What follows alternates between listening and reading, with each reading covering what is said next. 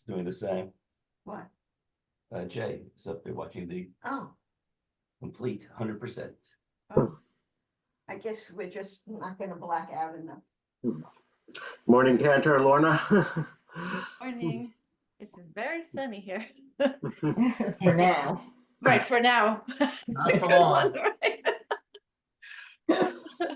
Okay, it is 9:30, so we are going to begin. Welcome all, and I will share my screen.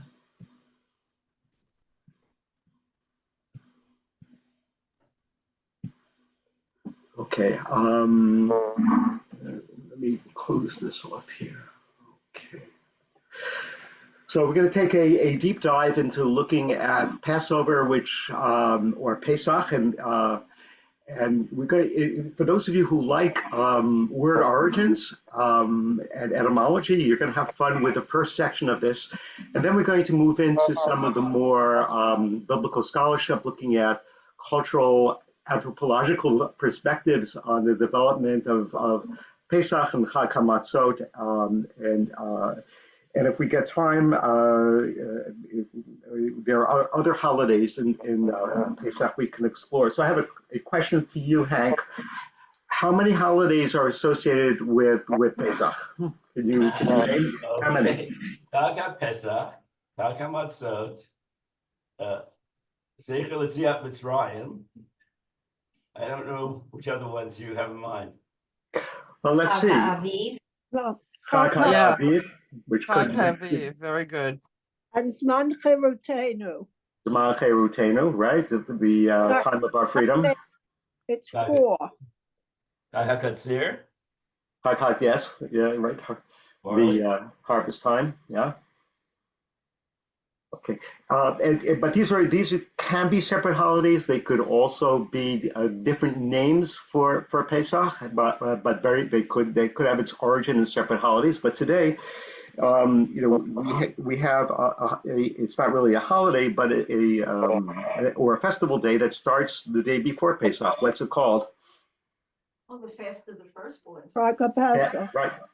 Fast of the firstborn, right? So we have that, right? And what starts on the second day, the second Seder? What starts on the second Seder? Um, Counting the Omer. Yeah, it's our longest sort of holiday.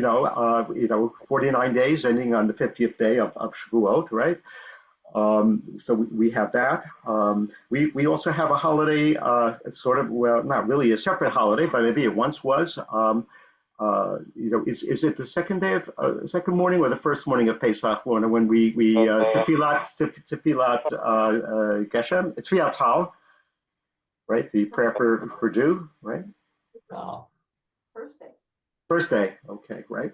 So we have that, and we also have some more recent holidays. Maybe this one is maybe less than 200 years old and celebrated in North Africa. Anybody know the name of it? Mimuna, right? That the Moroccans have, right? So there are all these, spring holidays, and they all converge around now. So let's start with Pesach itself, and let's see if I can get this to work here. Okay, I'm going to ask some of you to read. Dan Dovdevani, would you be able to start us off and read for us? Sure. And Len, I don't know if you want to go into presentation mode in the bottom right, if you click on that little icon. The presentation mode. Well, let me try to blow this up. Let's see if this works here.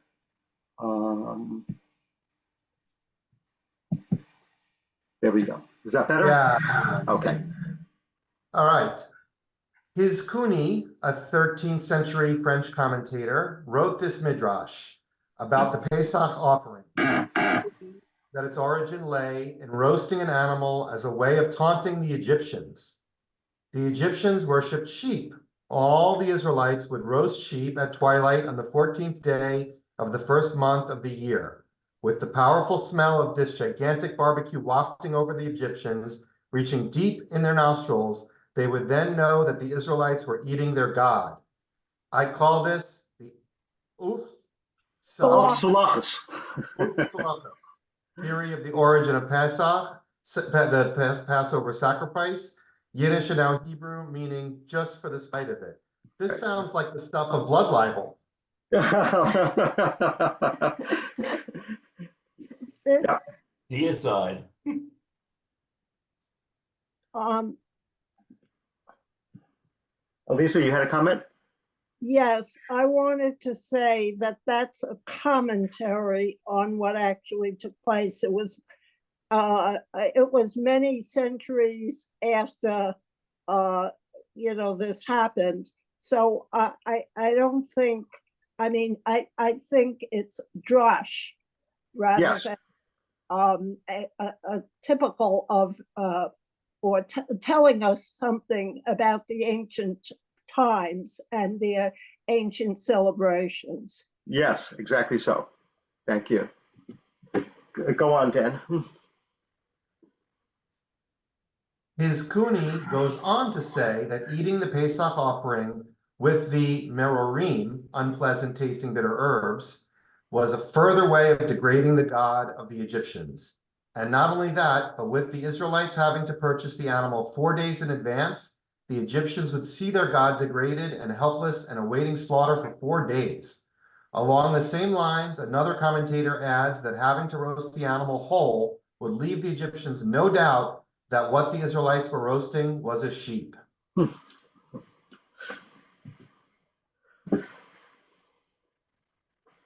Go on, Dan. Perhaps his Kuni's ideas were a reflection of the deep fury of the Jews, of his and preceding generations, for the massive killing and destruction of Jewish communities in France and neighboring Germany during the period of the Crusades. While the Passover sacrifice is arguably the oldest ritual act in our tradition as a people, and the source of our most important biblical holiday for which it is named, its origin is obscure, which makes it a wonderful source of speculation and midrash for millennia into our present day. Right. Holidays, should I go? Go on. Yeah. Holidays are like an archaeological dig. Beneath each layer of a dig representing one period, there lies another, and then another. So too with our holidays. Scholars note that often there were pre-existing festivals that melded into new holidays, and with each morphing, there was a further loss of remembrance of what the holiday once essentially was. My aim is to present what biblical scholarship has to say about the origin of our Pesach. Thank you, Dan. Right. So just to echo what Lisa said, that commentaries reflect the time in which they were written, and during the Crusades, which were one of the most difficult periods we faced. That these kind of commentaries of very fanciful commentaries arose. So we can't separate a midrash from the time in which it was written. Henry, can you read for us? Yes. Can you hear me? Yes. Okay. A people and a nation need a story, a narrative. The Torah and the Haggadah define the Jewish narrative. We were a people once bitterly enslaved who made our way to freedom and then to a land that was promised to us by God at Sinai. Others throughout history have tried to destroy us, and we've suffered. But in the end, we are redeemed with God's help, and now it is upon us to know God's ways and give praise. This is the great story, and many are the ways of telling it. We accept this narrative pretty much at face value and enact it in the Seder. Core of the story is the Pesach sacrifice, which emblemizes our escape from Egyptian bondage, and doing so without our firstborn sons dying. To fully appreciate its significance, we need to look behind the basic story and to understand just what a Pesach is and means, as the word is used both as a noun, the Pesach sacrifice, and a verb, to Pesach. So before I started researching this area, I said, okay, we all know what a Pesach is, but once we look into it, it's a lot more complicated than that and multi-layered.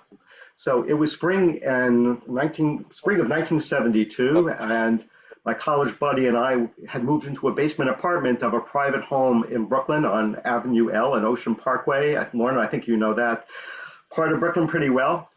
I was attending a graduate program at Brooklyn College. The cellar doors were quite ugly that led down into our basement apartment and badly needed to be painted. And so we did, painting them red.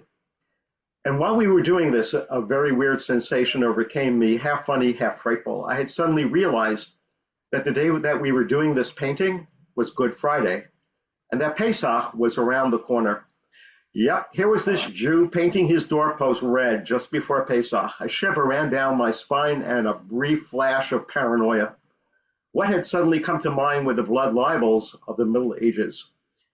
And then I got hold of myself, realizing we were ensconced in the heart of the Syrian Jewish community that clustered around us, and besides, such things no longer happened to Jews. Some brief background. In the 1100s, England became the first known place that a blood libel took place, and then in France. Many Jews were murdered out of the belief by Christians that Jews killed a Christian boy and used his blood in the making of matzah and wine for Passover. Eventually, many rabbis in Europe instructed that only white wine was to be used at the Seder, so horrific were the continuing pogroms and massacres often fueled by the blood libel. It seems like heresy for us to use white wine, right? But at the time that was done. Susan, could you read for us?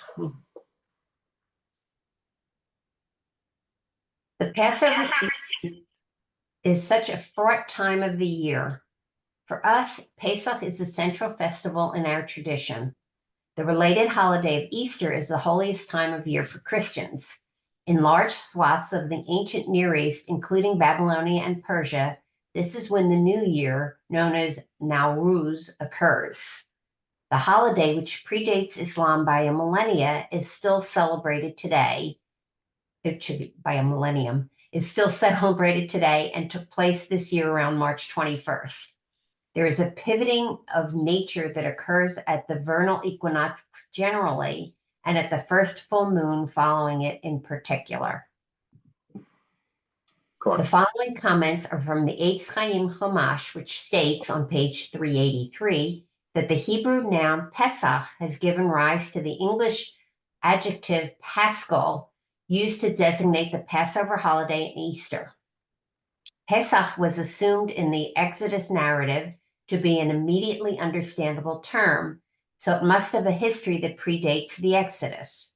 The etymology of the word is uncertain, although it may be related to an Akkadian root meaning to appease. Three traditions about the meaning of the stem Pe Samachet have survived: to have compassion, to protect, and to skip over. In addition to the Eitz Chaim, Mark Brettler, the editor of Jewish Study Bible, suggests yet another meaning for Pesach: to straddle. Technically, Pesach only refers to the 14th day of the month, but over time it was applied to all of the festival days. Go on. In the first few centuries of the Common Era, Jews spoke Aramaic and not Hebrew in the land of Israel. They did not call the holiday by its Hebrew name Pesach, but by its Aramaic name Pascha. The early Christians co-opted this term and its significance by making Jesus the Pascha. In all non-English speaking and non-Germanic lands, Pascha or a variant became the name of the holiday marking Jesus' death. Latin and Greek call it Pascha. In French, it is Pâques, Spanish Pascuas, Dutch Pasen, Danish Pascha, Romanian Pasta, etc. The question arises of why in English it is called Easter, or for that matter in German, Ostern. In Old English, it is spelled Eostre. The main theory is that the name is derived from an Old English goddess whose feasts were celebrated in the early spring. I bet most Christians going to church on Easter Sunday have no idea. Yeah. Lisa, can you read for us? What should we Jews be calling our holiday? Is Passover an accurate translation of Pesach? Let's look at Exodus 12, in which the Bible recounts the origin of the festival. In verse 12:11, we read, V'kacha tochlu oto matnechem, chagurim na'alechem b'raglechem umakelchem b'yedchem v'akaltem oto b'chipazon Pesach hu laila. This Rather is how nice. I'll eat it. Your loins girded, your sandals on your feet, and your staff in your hand, and you shall eat it hurriedly. It is a Passover offering to God. The JPS Bible has a footnote indicating that an equally correct translation of Passover offering is protective offering. Go on. In verse 12, 13, the Israelites are to slaughter a lamb and smear the blood of the doorposts and lintels of their house. The Haya Hadam Lachem Laot al Habatim Ashertem Sham Veraiti et Hadam Upasachti Alechem Velo Yehiel Bachem Negev Lemashchit Vahakoti Be'eretz Mitzrayim. And the blood on the houses you are staying shall be a sign for you. When I see the blood, I will pass over you, so that no plague will destroy you when I strike the land of Egypt. Pass over you in this verse can also be translated as protect you. Okay. Are you finished with this? Because I have some comments. No, not finished. Keep reading. Okay. Oh, okay. In Exodus 12:23, we have the Avar Adonai lingof et Mitzrayim, v'ra'at Adam al hamashkof al shtei hamesuzot, ufasach Adonai al hapetach v'lo yiten hamashchit lavo el baltechem lingof. For God,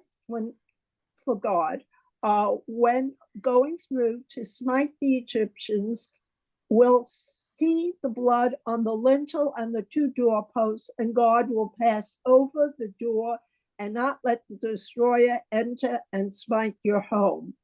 Again, upasach Adonai al hapetach could also be translated as God will protect the door and not let the destroyer enter.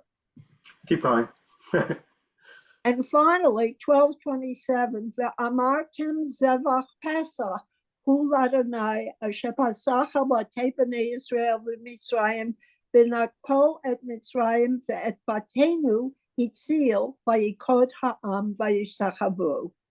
You shall say it is the Passover sacrifice to God who passed over the houses of the Israelites in Egypt when smiting the Egyptians, but saved our houses. Those assembled then bowed low in homage.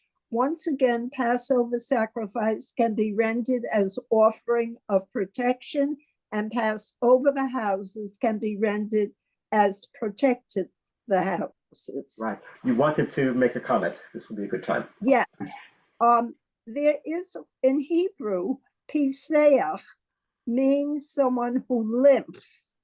It is the same root as Pesach, and therefore the interpretation as straddling or skipping over is more, in my opinion, pertinent to the explanation of Pesach.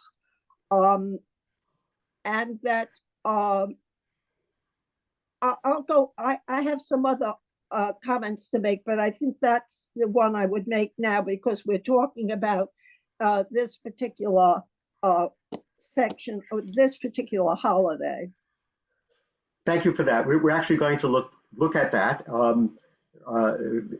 So to pass over is, in my opinion, it's a matter of grammatical, to be, exactitude, whether you say, Passover is not the exact, it's come to mean that because it all ends up meaning protection.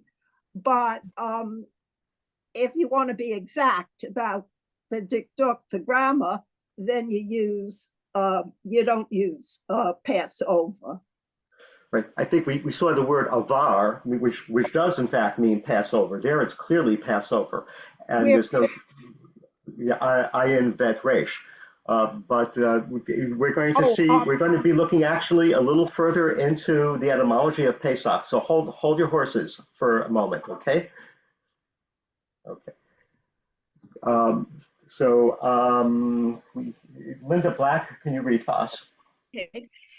The English word Passover was introduced in the early 1500s by Christian scholar and theologian William Tyndale. Tyndale wrote the first English translation of the Bible.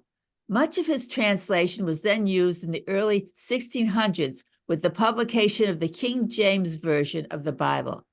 Tyndale was well versed in Hebrew and Greek and likely knew of the work of Rabbi David Kimchi the Radak, the renowned Hebrew grammarian and exegete.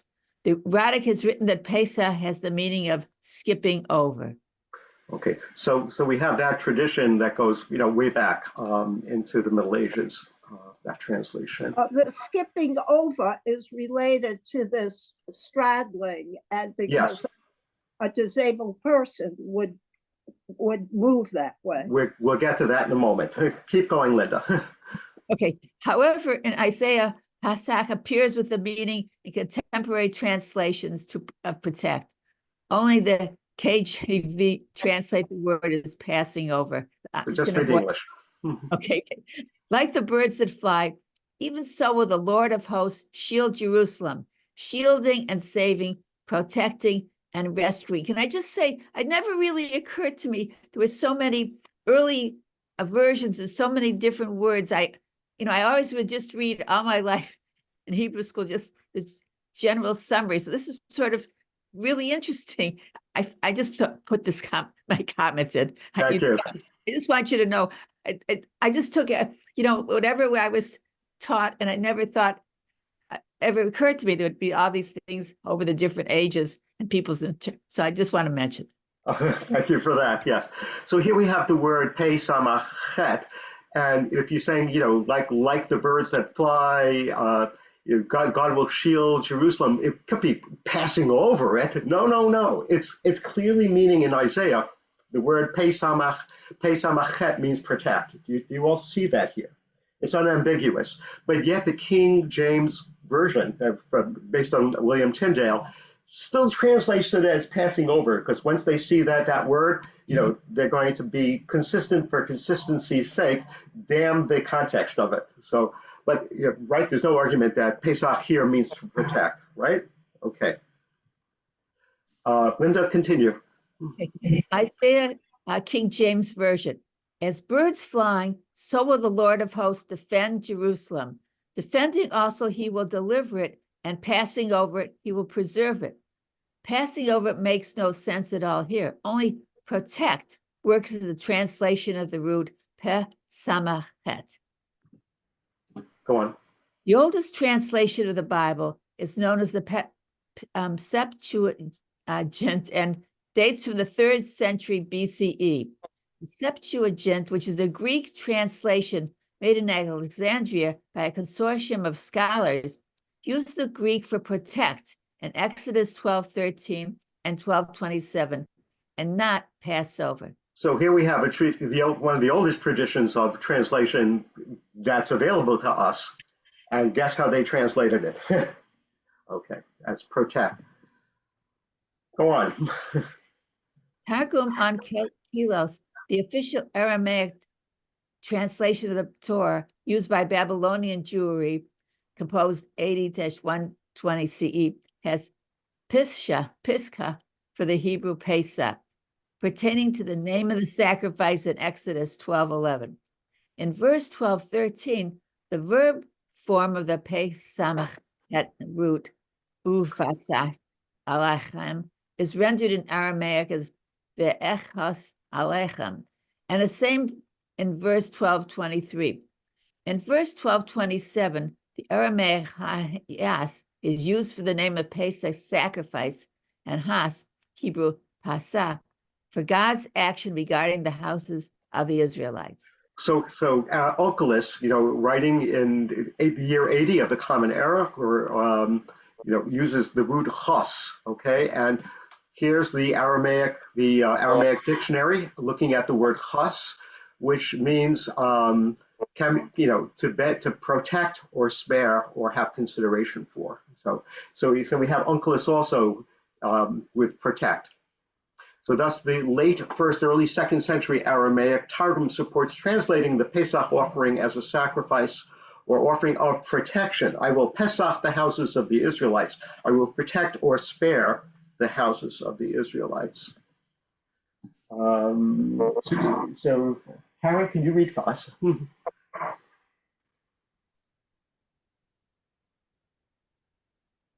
Okay, the Vulgate, a late 14th century CE Latin translation of the Bible that was commissioned by the Pope. The verb Pesach in Exodus 12, 13, 23, and 27 appears as the Lord passed over, and the sacrifice is called Passover. So first time we see a passed over translation is the 4th century, and it was commissioned by the Pope. Go on.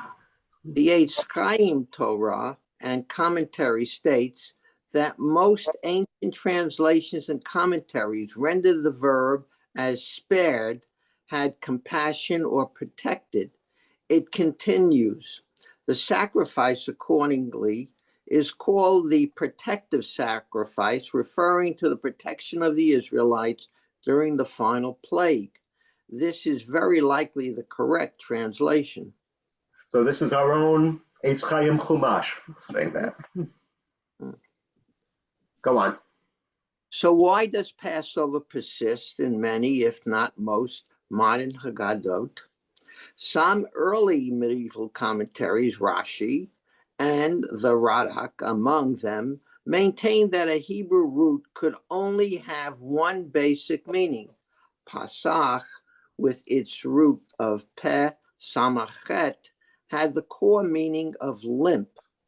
From limp is the closed meaning of skip, and are both used in these senses in the Hebrew Bible. In this view, Passover is an accurate translation of Pesach, as it is seen as the extension of the idea of skipping.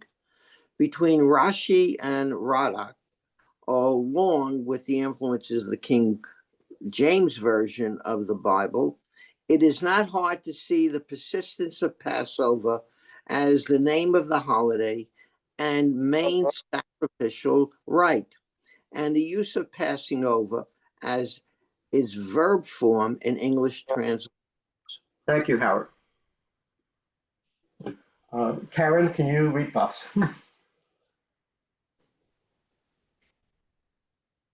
Try, I have a lot of glare. Medieval commentators were fond of wordplay. A favorite derivation of Pesach was that it was actually a compound word consisting of pe, meaning mouth, and sach, meaning converse. Thus, in the very name of the holiday, its central mitzvah to tell the story of the Pesach holiday. Go on. Later exegetes, along with modern scholarship, find that there are many homonyms in Hebrew, words that are spelled the same but have different meanings. And Peh Samachet is one of these roots that yield a homonym. Accordingly, Pesach can mean protect and not necessarily pass over or skip over, while Pesach in Exodus 12 has been variously translated. There can be no ambiguity that in Isaiah 31:5, which we reviewed, Pesach indeed means protect and serves as proof text that this is the intended meaning in the above verses as well. The bottom line is we should be saying Happy Pesach and not Happy Passover. Lisa, did you have a comment? Well, I was waiting till you describe the holiday. I have some, if you would like me to do it, I can do it, but it's your talk. So I would defer to you. Okay. And I'll make comments to Okay. add if Are you finished now with the word? With the word, yes. Oh, okay. All right. I'll wait and see what you. Okay. Okay. Karen, can you continue for us if you don't have too much glare? Sure, so far so good. Easter celebrates the resurrection of Jesus and is the foundation of Christianity. In the Christian Bible, Jesus at the Last Supper gives a new meaning to matzah and wine. Matzah as Jesus's body and wine as Jesus's blood. In the Christian Bible, the Paschal Lamb is interpreted as prefiguring Jesus. In subsequent centuries, church fathers and later clergy taught that Jesus was the Lamb of God, Angus Day, the new Passover sacrifice. Okay, go on. The Apostle Paul, formerly Saul, states, "Get rid of the old yeast that you may be a new batch without yeast, as you really are Jesus." And Christ becomes the Paschal Lamb. The Gospel of John places Jesus' crucifixion on the afternoon of the 14th of Nisan, the time of the Pesach sacrifice in the temple. Paul transvalues the Jewish narrative of Pesach and Christianizes it, co-opting its name. Yeah, and here we have the Lamb of God. That's originally the Pesach sacrifice. Go on, Karen. In Exodus 12, God instructs Moses and Aaron on the laws of the Pesach sacrifice, which they will then relate to the Israelites in Egypt. Also in this chapter, two different holidays are described. First, there is Pesach on the 14th day of Nisan. Second, there is Hag Hamatzot on the 15th to the 21st day. The essential elements of the Pesach ritual, as described in Exodus 12:21 to 23, are as follows. Take us through it. Select a sheep or goat for the family that is 1 year old and do so 4 days in advance. Slaughter it as the Pesach offering at twilight of the 14th of Nisan. Take hyssop and dip it in the animal's blood and smear it on the lintel and 2 doorposts. Eat all the roasted flesh that same night. Do not go out until dawn. God will pass through Avar to smite the Egyptians. Seeing blood on the doorposts of the Israelites, God will Pesach the door. God will not let the destroyer, Mashkit, to enter your Israelite house to smite you. Thank you, Karen. Okay. Hank, is you there? Yes. Is Hank there? Yeah. Can you read for us at this point? Note that there is nothing connecting this ritual to the killing of the firstborn. Only in the later reinterpretation of this ritual is it connected to the firstborn. Some scholars posit that the first half of the verse 12, chapter 12, verse 23, is an addition, number 6 in the slide above, and that in its original formulation, the Pesach offering may not have had any connection to the Egypt story. So this really blew me away when I came across this. So the only item here of the 8 that defines the Passover sacrifices, that number 6 here, smiting the Egyptians does not occur. Okay. So that the Pesach offering originally may not have anything to do with Yetziat Mitzrayim, with the exodus from Egypt, according to this scholarly interpretation. Go on, Hank. Most contemporary scholars see the Pesach sacrifice absorbing an older pagan rite of the sacrifice of firstlings, done to ward off evil spirits. In Israel, the pagan festival lost its magical basis and became historicized in the legend of rescuing the firstborn in Egypt. Let's review this key verse once again. V'avar Hashem lingof et Mitzrayim, ra et hadam al hamashkof, ve'al shtei hamezuzot, v'fasach Hashem al hapesach, v'lo yitein hamashchit lavo el batechem lingof. For Hashem, when going through to smite the Egyptians, will see the blood on the lintel and the 2 doorposts, and Hashem will pass over, or protect, or straddle the door, and not let the destroyer enter and smite your home. Looked at in this light, the Pesach ritual was performed to avert an attack by demonic force. By dint of the offering, God will protect and straddle the door of Israelite homes so that the Mashchit, the destroyer, does not get in. So here we have a whole nother take on what may well be the origin of the Pesach sacrifice and putting blood on the door and the purpose of that. Go on. Further proof that the origin of the Pesach sacrifice was independent of the killing of the firstborn. In the Egypt story found in Deuteronomy chapter 16, verses 1 to 9, here are the first 4 verses, and the remainder concern more laws pertaining to it. There is no connection between the Pesach, blood, and killing of the firstborn in these verses.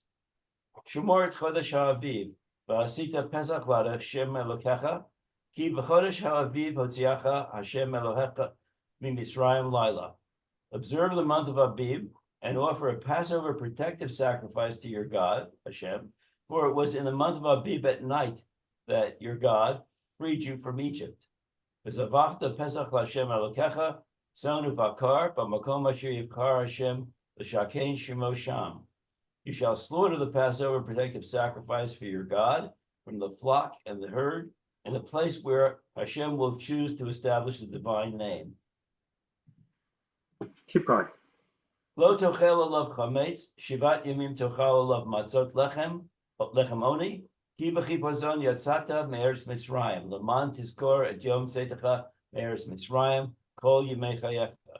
You shall not eat anything leavened with it. For 7 days thereafter you shall eat unleavened bread, bread of distress, for you departed from the land of Egypt hurriedly, so that you may remember the day of your departure from the land of Egypt as long as you live. V'lo yira'eh lecha sh'or b'chol gvulecha shivat yamim, v'lo yolin min habasar asher tizbach ba'erev bayom harishon laboker. For 7 days no leaven shall be found with you in all your territory, and none of the flesh of what you slaughter on the evening of the first day shall be left until morning. Okay, thank you. So this has nothing to do with slaying of the firstborn here from in the verses from Deuteronomy. Any comments so far? I have a comment. Yes. Should I go ahead? Yes, go on. Go ahead. There is mention in the story where Moses and Aaron are pleading with Pharaoh to let the Jews leave. There is some mention that they want to go out of Egypt into the desert for a few days to do a sacrificial rite. And this is an allusion to a rite that they were practicing before the Exodus from Egypt, and it very well may have been the Pesach sacrifice. So exactly so. Okay. Yeah, because the main theory here among biblical scholars is that the Pesach is very ancient and predates the Exodus. We're going to find out more about that now. Dan Devani, can you take us through this? Pesach at Apotropaic is a good cocktail party word for you. Apotropaic. You're going to find out what it means. Go ahead. Apotropaic. Yeah. Contemporary biblical scholars take a cultural anthropological view of the Pesach ritual, one which reflects the pre-Israelite practices meant to ward off evil. As we have reviewed, the word Pesach itself most likely meant protection originally. Later on, the word took on the meaning of skipped or passed over. Exodus 12:22 implies that the Pesach was a nighttime ritual. Night is a time of potential danger and was viewed in antiquity as an in-between period when the divide between the divine and human was drawn back. Blood smeared on doors is a key element of the Pesach ritual. Blood, as the animating life force, is powerful, and doorways are another liminal element. And in this instance, liminal of place rather than of time. We also have in Exodus 12:13 and 12:23 references to the underworld of destroyer demons, Hamashlit. There are other ancient Near Eastern parallels to the association of blood sacrifice, nighttime demons, and the enactment of rituals to get rid of them. Oh, yeah. Okay. Take us through this. In Exodus 4:24 through 26, we have a related example of the power of blood to avert death. In the episode referred to as the bridegroom of blood, the blood of Moses' firstborn son's circumcision performed at night by Zipporah, Moses' wife, protects the son from forces trying to kill him. Here are the verses from Exodus 4:24-26. Vayihi baderech b'malon vayifgashehu Adonai miyavakesh hamito. At a night encampment on the way, Hashem encountered him and sought to kill him. Just read the English. So Zipporah took a flint and cut off her son's foreskin, either Gershon or Eliezer, and touched his legs with it, saying, "You are truly a bridegroom of blood to me." And when God let him alone, she added, "A bridegroom of blood because of the circumcision." Go on. The passage comes after God instructs Moses to tell Pharaoh that if he refuses to let Israel, God's firstborn son, go, then God will slay Pharaoh's firstborn son. The Eitz Chaim notes that this not easily understood story must be an echo of an ancient myth.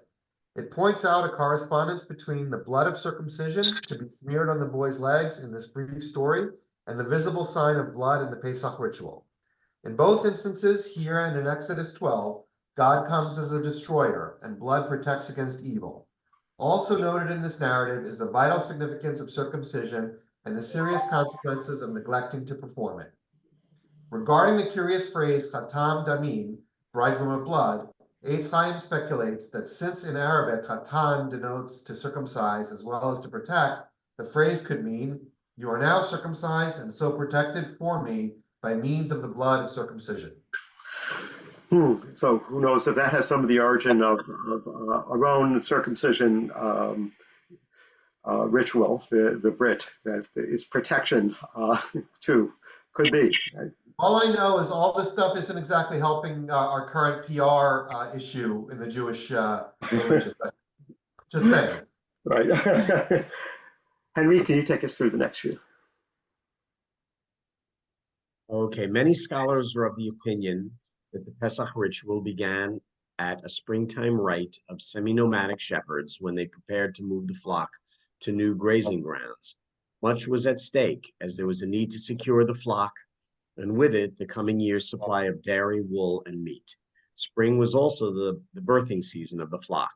Fearing demonic forces could attack the flock at this most vulnerable moment, the shepherds developed protection rituals to thwart this threat. One such warding off ritual that also used the effective element of blood was the Pesach. In support of this theory is the passage from Isaiah 31:5 that we reviewed earlier, demonstrating that the original meaning of Pesach was protection.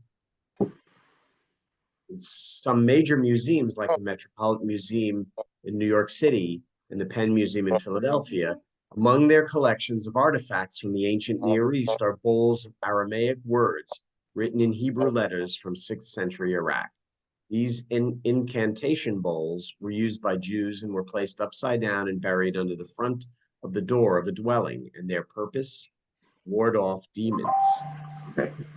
You can see the Hebrew writing on this incantation bowl and the demon inside the middle. So it's kind of trapping the demon. Turn it upside down, bury it under the front entrance of your house, and your house will be demon free. Come on, Henry. A millennium earlier in Mesopotamia, lullabies were sung to ward off the demoness, Lamashtu. Lamashtu is known for menacing women during childbirth, stealing their babies while being breastfed, and also taking men's semen in order to gain the children she never had. Jewish folklore has its own version of Lamashtu, Lilith. The apocryphal text, the alphabet of Ben Sira, says Lilith was created to harm infants. Lamashtu can be alerted by a baby's cries.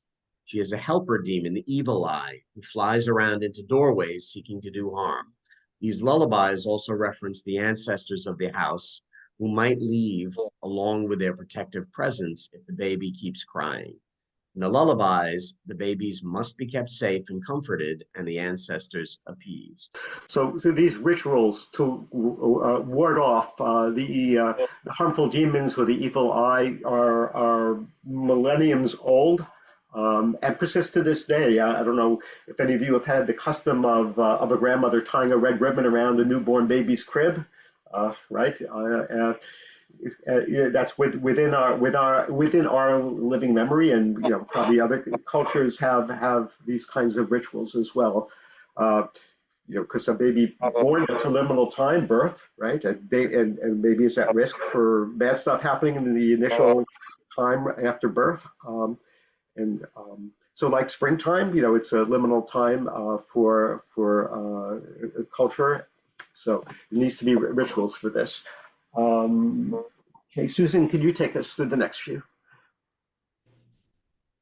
In Exodus 12:23, it is not clear who the Mashli destroyer will smite, but it may well have been the infants and the children. Scholar Christine Garraway suggests that Pesach began as an apotropaic ritual to protect babies by offering a sacrifice in their place. The Israelites may have been painting their doors with red blood as a measure to keep their children safe. Along similar lines, William Propp, who wrote the Anchor Bible Commentary, offers an unusual explanation for the commandment to roast the animal whole. If the Paschal sacrifice was originally vicarious, perhaps it was roasted whole in order to resemble a human being as closely as possible. In these views, the ancient Israelite rites later get reconstructed, historicized, and reinterpreted into the familiar Pesach story of the flight from Egypt, which occurred with the 10th plague, the killing of the firstborn Egyptian children. So even here we have a contemporary, scholar, echoing what Hiskuni said 1,000 years ago about that the roasted lamb was roasted whole to resemble a human being as a protection sacrifice. Go on. Nahum Sarna, who authored the JPS commentary on Exodus, also views the slaughter of a lamb as originally nomadic rite that was repurposed by the Israelites. He states that the pagan shepherds offered the animal to ensure the fecundity of the flocks, just as the rites of spring harvest festival were intended to secure the fertility of the soil. Roland de Vaux, a major 20th century scholar of ancient Israel, wrote, "Passover is a rite practiced by shepherds. It is the kind of sacrifice which nomads or semi-nomads offer. No other sacrifice in all Israelite ritual is more like the sacrifices of the ancient Arabs. There is no priest, no altar, and the use of blood is most important. The Passover was the springtime sacrifice of a young animal to secure the prosperity of the flock. Blood on the door lintel was to drive away evil powers." Right. So with the Pesach, unlike all our other sacrifices, you don't need a priest, you don't need an altar, right? Right. It's unique among all the sacrifices that we have. It's testing to the antiquity of it and and perhaps its original purpose. Go on.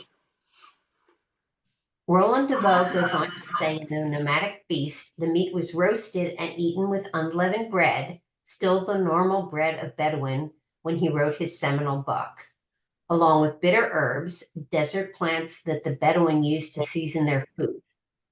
He stresses that it was not an offering of the firstborn of the flock, and that references to this in the biblical text are later insertions.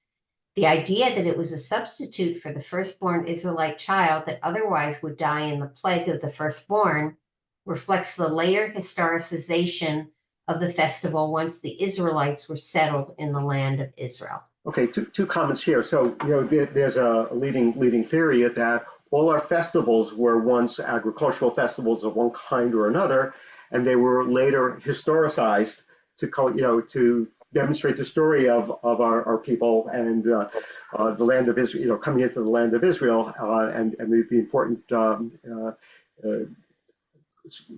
events along that journey. So there's something in today's New York Times that ties into what we just read here, believe it or not. The article is talking about what the Gazans are doing. So somebody has not been muted, perhaps here. Lisa, could you mute yourself here? I'm getting some feedback. Thank you.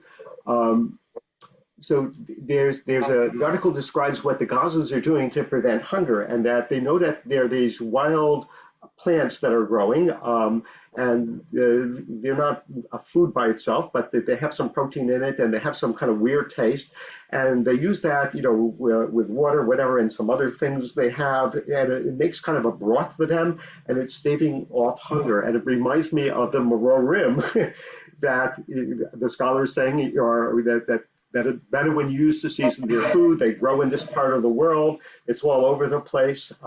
So I couldn't help making this association this very morning, reading the New York Times, to what we're studying about today right here.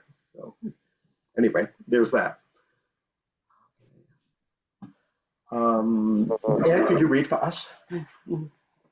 Regarding the bitter herbs, scholar William Propp says that rather than bring a reference to the bitter lives, that being a reference to the bitter lives of the Israelite slaves, or even simply as a condiment for roasted meat, the merorim were a plant that grew in the spring and had a magical function of protecting its eaters from the doings of the demon world, the source of bad occurrences.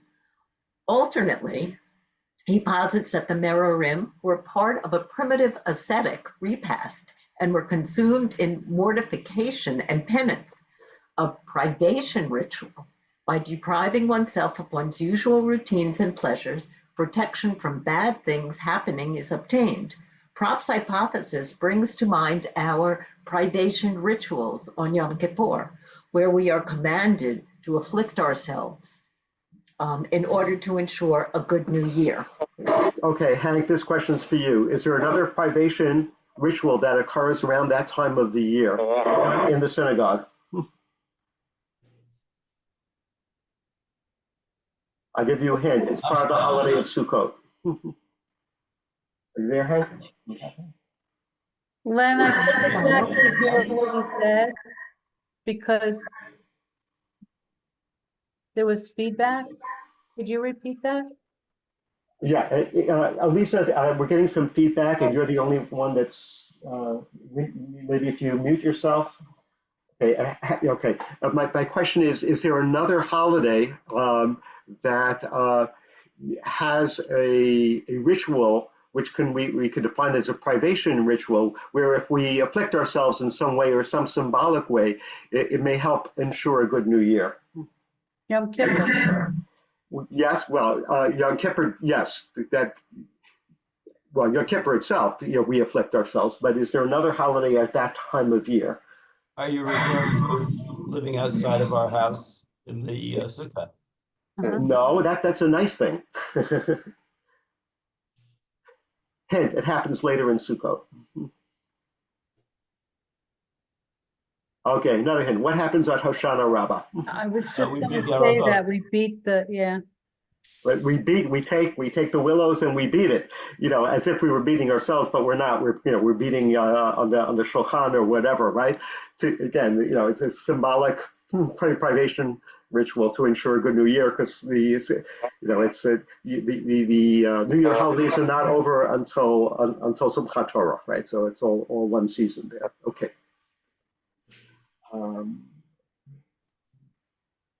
Howard, can you read for us? Are you able to read for us? Yes. Okay. The connection between Pesach and Chag HaMatzot.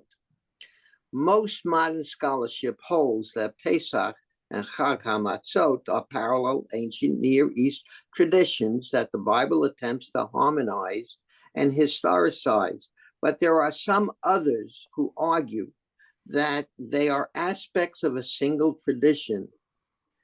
Yeheskel Kaufman, who later became a renowned Hebrew University professor in his seminal 4-volume work, originally published in 1937-38, in Hebrew, The Religion of Israel, expounded on the theme that Passover combined 2 festivals, that of the firstborn, which was a herdsman festival, and that of unleavened bread and new grain, a farmer's festival.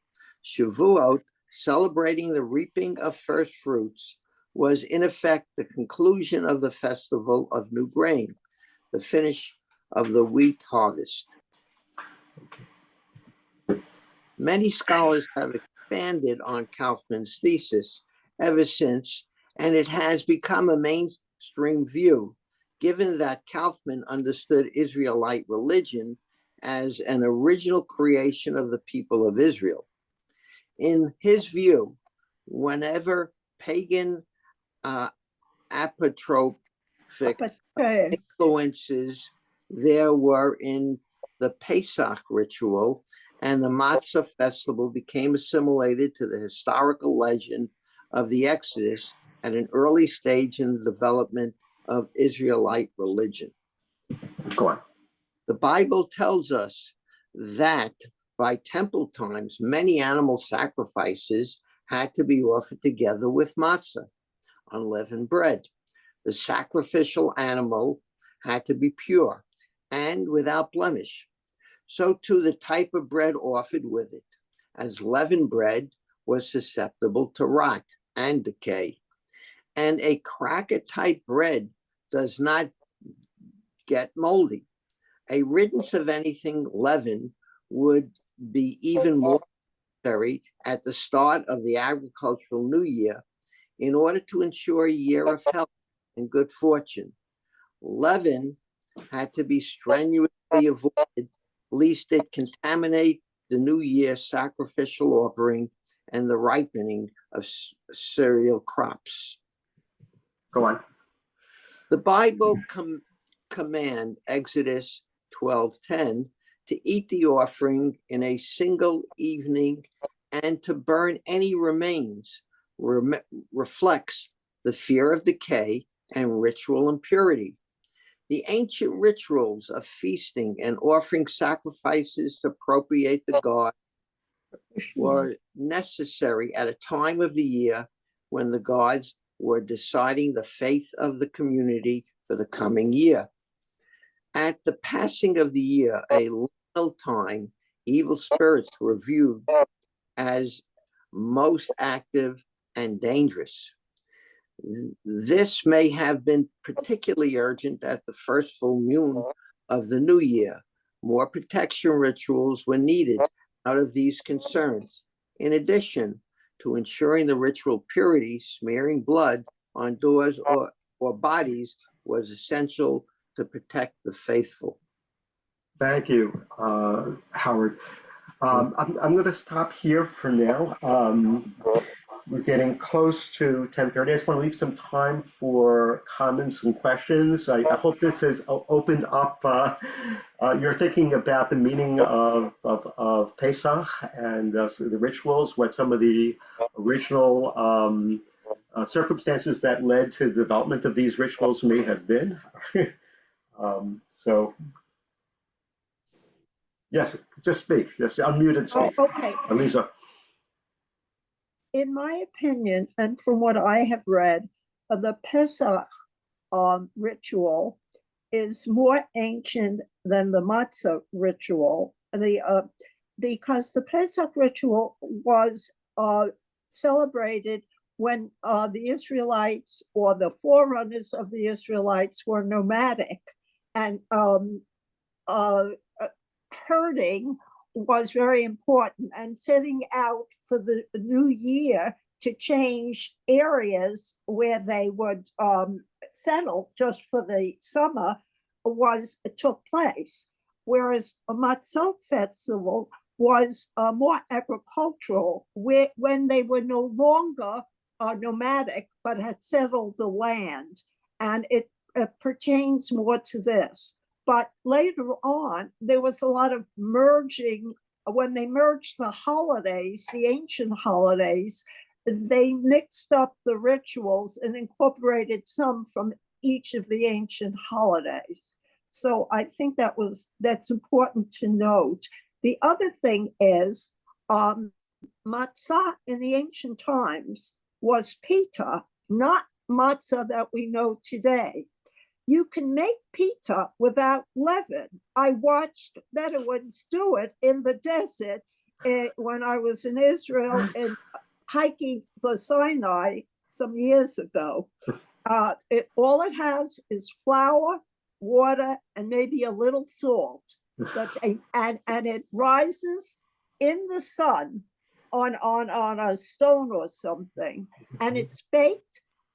They gather the little branches and make a little fire, and when it tames down and you have mostly ashes, they put the pizza underneath the ashes and the dough, and it's baked as pizza. So the commentaries about the matzah cracker don't mean anything to me. It shows lack of knowledge. Yeah, thank you so much for that insight. We're going to be talking a lot more about matzah next week, so stay tuned for that. Other comments? I have a quick question, Len. Yes. How do we access the recording? I found this fascinating. I want to pass this on to my son. Do you know how? Amanda will have it, I believe, right, Len? I would hope so, yes. She has to edit it, and then she would have it. How do we access it? Amanda. Ask Amanda. Amanda. Hey, Okay, will just do. heard my name. I'm sorry, 900 things. Yeah, you're talking about the recording? Yes. Yes. I have another comment. I Just a think minute, Elisa. You're breaking up, Amanda. Yeah, we can't hear you, Amanda. Yeah, you're frozen. Okay, we're just looking for the recording, so make that available Okay. to us. CBI I'll website call. and the videos. I'll ask Amanda. Thank you. Yeah. Right? That's where Len, your thank other you. one was. Len, thank you. I thought this was fascinating. I want to pass it Yeah. on to my son who leads my Seder. I Sure. thought this was great. Len, I Yes. want to compliment you. You did a fabulous job. The research that you did was unbelievable. And I thought it was, because I have studied this, but not to the intensity that you did. He always does, Eliza. Thank you. I know he does, but it was very, very good. There's more to come. Come back next week for part 2. Yeah, we have to give him a chance to get through it. And I apologize for being late. I lost track of time. Any other comments, questions before we sign off? Thanks, I everybody. also Thanks, Len. apologize. Yasher Koach. Yasher Koach. Thank you. I hope to see you next week. Come Okay. back next week. Bye. Yeah. Bye-bye. Thank you again. Thank you. Bye-bye. Have a good day. Len, Yes. I will send the recording later today. Okay. Very good. Thank you. Wait a minute.